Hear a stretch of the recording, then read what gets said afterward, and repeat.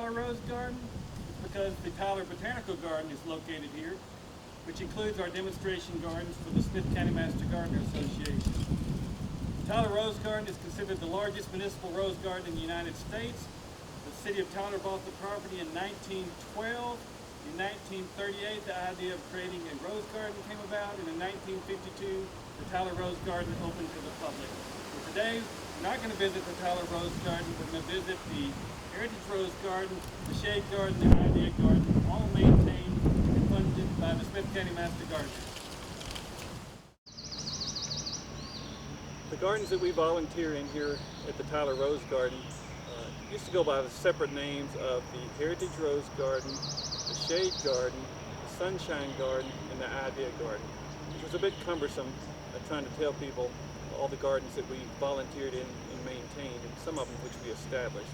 So last year we actually got permission from the city of Tyler to group our gardens together under the label of the Tyler Botanical Garden. And so we are the Tyler Botanical Garden now, which is comprised of and encompasses the Heritage Rose Garden, the Shade Garden, the Sunshine Garden, and the Idea Garden. So those are our separate gardens, all a part of the Tyler Botanical Garden. So we'll be able in the future lead tours and do promotions and basically advertise something special and different in the Tyler Rose Garden, which is the Tyler Botanical Garden. So the Tyler Botanical Garden belongs to the Smith County Master Gardeners at Texas A&M AgriLife Extension Service. We fund them, we maintain them, we volunteer them weekly. Thankfully, the city of Tyler mows the lawns, helps pick up trash and garbage and the debris from our work days. Otherwise, these gardens belong to us, and we use them, one, for beautification and two, for educational purposes. So here we are in the new Tyler Botanical Garden. This is the Heritage Rose Garden, which it's not a project that we created as Smith County Master Gardeners. It actually began in the 1970s with the Tyler Lions Club. And like a lot of garden projects, people start it and then they realize it's a good bit of work to maintain a garden. And so along the way, the Gertrude Windsor Garden Club took over the Heritage. Actually, it was a sensory garden. And then the Gertrude Windsor Garden Club got together with Dr. Brent Pemberton and a few others and created what became the Heritage Rose Garden, which was a really good idea in a public rose garden to introduce people to the genetic heritage of roses, all the way from wild roses and single-petaled roses and antique roses and all those roses that Grandma grew, and to show the evolution of the modern roses and the hybrid teas and the things that created the Tyler rose industry. So this garden is a collection of old-fashioned roses and companion plants. So it's what we refer to as a period garden. It's old-timey plants to go with the old-fashioned roses, the kind of roses that weren't grafted, that didn't need spraying. And so it's still a public garden, but it's to show people the evolution of roses. So we'll take a look at some of the collections here in the Heritage Rose Garden. Within the Heritage Rose Garden, we've divided up the old-fashioned or antique, or what the rose world would call old garden roses, into different classes. So just like camellias have two common classes that we're familiar with, sasanquas and camellias or Camellia japonicas in the rose world, there's probably a dozen or so common classes in the South, even more throughout the world. And so I'm standing in the middle of a tea bed. These are true tea roses, not hybrid tea roses.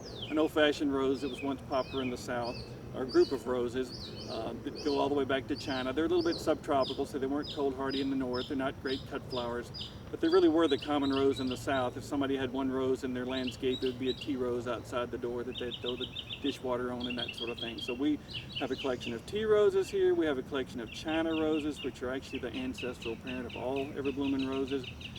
We feature almost all of the earth kind roses, a special designation by the Texas A&M AgriLife Extension Service on those roses that don't have to be fertilized and sprayed. We have a collection of polyantha roses, and then we have sort of a hodgepodge collection of other interesting old and species type roses. And species roses are those wild roses that oftentimes only bloom one time, had 5 single petals. So we really get to show people, one, the amazing diversity of roses, and also the genetic heritage that led up to modern day roses. So we're talking about a history that goes back thousands of years, from wild roses to modern roses.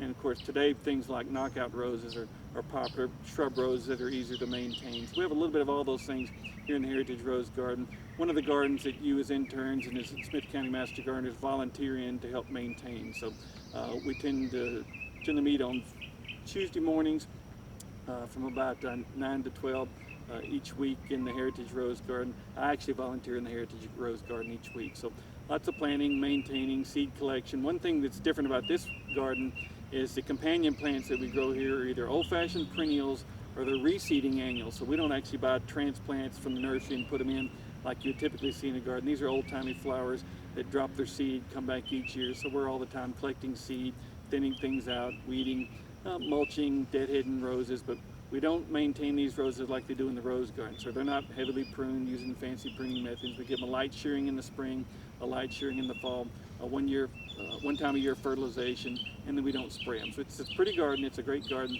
and one of our collection in the Tyler Botanical Garden. This is the shade garden, one of our theme gardens here in the Tyler Botanical Garden. The shade garden actually is comprised of about 16 different beds.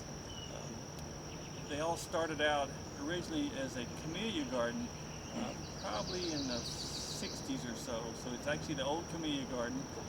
And then when Keith Hansen, the former Smith County horticulturist, was here, he took one of these beds and made it into the shade garden. And so we're in one of those original beds.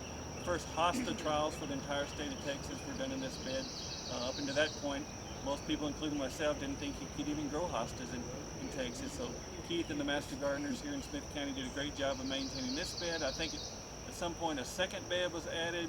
And then when I got here in 2016, I realized that the shade garden and the old camellia garden were kind of abandoned. The city had their hands full looking after the rose garden. The Smith County master gardeners were doing a good job with the Heritage Rose Garden and the Idea Garden. Otherwise, the shade garden was kind of left out. And so I lumped them all in. Instead of just having one bed, the shade garden, all 16 or so beds are now the shade garden. Steve Farrell gathered together a new group of volunteers, which volunteer on Wednesday mornings now. So we now do a good job with the shade garden. Each bed's adopted by a different master gardener, and those work days are on Wednesdays and Saturdays for those that can't work during the work day. So of course the shade garden is pretty self-explanatory. It's native trees that are on the site, actually pre-Tyler Rose Garden. It's kind of a gentle slope. It does have irrigation, and it's to showcase those plants that actually not only grow in shade but thrive in shade. So of course we try to show off Texas superstars, good perennials, good shade, small trees. Our main features though in the shade garden here at the Tyler Botanical Garden are azaleas, camellias from the original planting plus new camellias that we've added, and also Japanese maples. So we have over 100 different Japanese maples in this garden. We have a nice collection of azaleas and a really good collection of camellias. One of the prime features here in the shade garden at the Tyler Botanical Garden has always been the fountain. The original fountain was a cast iron, beautiful piece of work. Unfortunately, it was old, it was always being repaired, and then vandals, which actually is a problem in this garden, theft and vandalism. The old fountain was destroyed, so the city has now installed a new fountain. Not quite as pretty, but it's certainly functional, and it sounds great, and it's going to be a nice, hopefully permanent part of the shade garden here at the Tyler Botanical Garden. One of our signature volunteer gardens in the Tyler Botanic Garden is the Idea Garden, IDEA. It's an acronym for Innovate, Demonstrate, Educate, and Apply. And so it was the brainchild of the former Smith County horticulturist Keith Hansen. Started, I believe, in 1999 with some upgrades in the early 2000s. Lots of volunteers every Tuesday to do a great job. It's mostly a collection of colorful, showy plants, lots of annuals, lots of perennials, mostly sun plants, a few shade plants. It features an entire bed for Texas superstars. It features a small raised vegetable garden, a lot of different cool plants, and it's one of our most heavily visited gardens here at the Tyler Botanic Garden, and one of our most popular gardens for the Smith County Master Gardener. So it's just one of the gardens that you will volunteer in as part of being a Smith County Master Gardener.